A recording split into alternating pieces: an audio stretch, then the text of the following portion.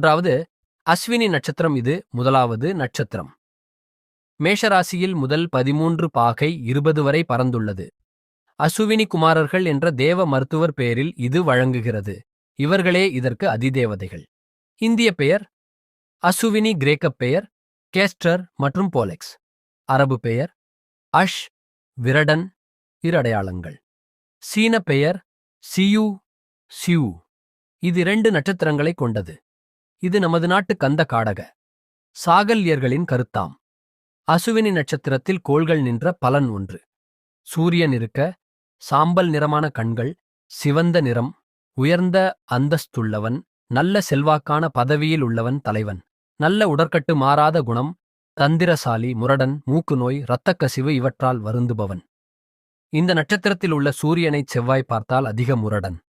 புதன் பார்த்தால் நல்ல சௌக்கியம். சூரியனும் புதனும் பெரும்பாலும் அடுத்தடுத்து சஞ்சாரம் பண்ணுமானதால் பார்வை சாத்தியமில்லை.